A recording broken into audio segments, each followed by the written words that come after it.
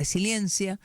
Se piensa que la resiliencia es un estado deseable al cual las personas o incluso las sociedades deberían llegar. Se habla de la resiliencia de la venezolana o el venezolano.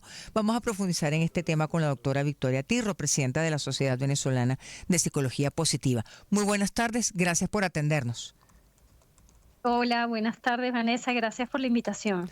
Gracias por atendernos, doctora Tirro. Muy agradecidos por su conversación. Empecemos con el concepto de resiliencia y qué tanto se puede aplicar a nuestro país, a las venezolanas y los venezolanos. ¿Qué es y cómo se desarrolla?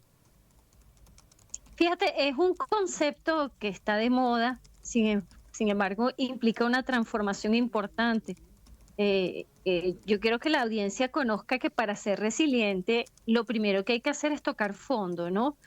Creo que las personas confunden el ser resiliente como esa necesidad de actuar como si nada estuviera pasando. Ser resiliente es cuando sentimos la total adversidad, las dificultades, las crisis, ese momento a solas, ese momento donde no le encontramos sentido a nada, tiene que pasar para que se dé esa resignificación, ¿no? Okay. Y la resignificación es la reconstrucción que nosotros podemos hacer de nuestros recursos personales y emocionales para dar la transformación necesaria y seguir, ¿no? Eso es importante que la gente lo sepa porque a veces con los psicólogos nos preocupa que las personas piensen que ser resilientes es mostrarse indiferentes Sí. a las O como que me emociones o al resbala, estado por de decirlo otros. coloquialmente, ¿no? Sí, sí, y eso es totalmente ajeno a lo que significa una resiliencia. Entonces, es un recurso que todos podemos desarrollar, pero reconociendo nuestra vulnerabilidad, nuestra fragilidad y cómo desde esa fuerza interior nos reconstruimos. Ahora, si lo vemos así, doctora Tirro, cuando usted habla de tocar fondo, ¿qué sería tocar fondo? ¿Qué situación nos Bueno, lleva a tocar fondo y cómo nos damos cuenta de que estamos tocando fondo? bueno, sabes que cuando hay situaciones que son insostenibles y no tienes los anticuerpos psicológicos necesarios para hacerle frente, la naturaleza humana lo expresa, ya sea físicamente con una enfermedad o mentalmente con cuadros de ansiedad o depresión. Pero sin duda alguna el cuerpo habla, ¿no? Eso se termina transformando en algo.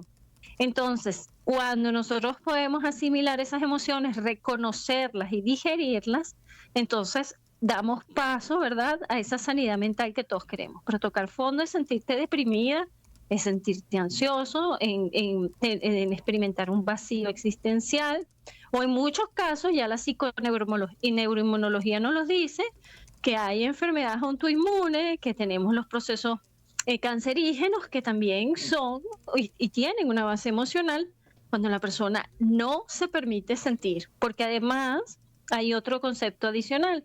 Muchos creen que no sentir es sinónimo de fortaleza. Sí, es así como, bueno, no me importa, no me duele. Y esto Sí, es todo lo contrario, doctora Tirro. Es decir, sí, no es las ser más emociones, fuerte.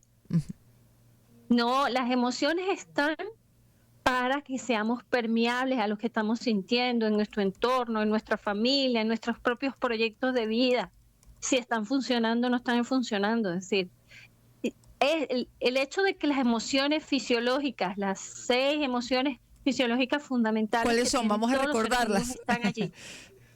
El miedo, la tristeza, la alegría, el asco, la rabia y la sorpresa. Esas son como, y no podemos, como dicen por allí coloquialmente, satanizar a ninguna. Una rabia, una molestia tiene una función, igualmente que la tristeza. Una alegría en exceso, la alegría en exceso es un cuadro eufórico, patológico, es decir, no puedes pasar por la vida siempre estando hipertímica, es decir, siempre en una emocionalidad positiva, porque es algo hasta desquiciante, ¿no? Claro. Entonces tenemos elementos que nos permiten variar. Ahora, los sentimientos, que quiero que las personas conozcan la diferencia, es aquella construcción mental que yo hago sobre la base de las emociones. Por ejemplo, si yo todos los días me levanto triste, que es la emoción básica, ¿verdad? Y un día estoy rabiosa, eso va a generar un sentimiento de frustración, Claro. un sentimiento de malestar. Eso es de la naturaleza humana, el sentimiento como tal. Estamos conversando con la doctora Victoria Tirro, estamos conversando sobre el concepto de resiliencia y cómo llegar también a tener esos anticuerpos psicológicos. ¿Cómo podemos ser resilientes? ¿Cuáles son las herramientas que tenemos que desarrollar luego de tocar ese fondo al cual usted hacía referencia? Bueno, lo importante primero es revisar un poco la historia, ¿no? Familiar ayuda mucho a algunos modelos de fortaleza que uno tenga en la familia y en otro caso las propias experiencias que uno ha atravesado, ¿no? Dentro de la logoterapia, que son todas las líneas de trabajo de Víctor Frank, una de las frases que trabajamos es, como pude, podré, ¿no? Si yo ya pasé por algo, sé que tengo la fuerza suficiente. Para ser resiliente hay que hacer un inventario de tus recursos internos. Es decir, yo soy, ¿qué soy yo? Una persona de valores, soy una persona íntegra, soy una persona que sé hacia dónde voy. Yo puedo, todo lo que tiene que ver con mis capacidades, lo que se me permite, ¿verdad? Las habilidades y conocimientos. Y yo estoy es analizar, bueno, cuáles son tus condiciones actuales, ¿no? Pero es un trabajo muy introyectivo, es un trabajo muy particular, pero siempre revisar las historias de otras personas inspira mucho para hacer espíritus fuertes. ¿Y qué es un espíritu fuerte? ¿Qué consideraría usted un espíritu fuerte justamente, doctora Tirro? Exacto. Un espíritu fuerte no es lo que la gente cree que nada me importa, sino que yo reconozco mi vulnerabilidad, yo reconozco mis fortalezas, ¿verdad? Y todas las cosas que debo cambiar y desde allí enfrento la realidad, ¿no? No podemos hacer personas de acero porque lo que estamos es bloqueando sentimientos, bloqueando emociones y ese es el camino derechito para la enfermedad. Sin duda, por lo que usted decía, ¿no? La enfermedad física o las dificultades mentales. Victoria, le preguntamos también sobre esto, cómo podemos darnos cuenta de que estamos por el camino hacia la construcción de la resiliencia. Porque hay personas que dicen, no, yo soy resiliente y bueno, y no necesariamente es así. Sí, cada quien como define, ¿no? Cuáles son sus metas y cuáles son sus aventuras diarias, ¿no? Sus objetivos que quiere alcanzar diario.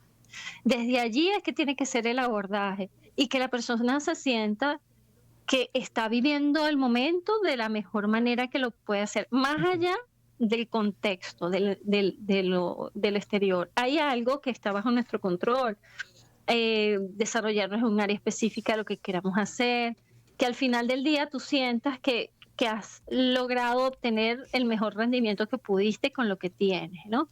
Y creo que la sensación de paz y satisfacción es un buen indicador, ¿no?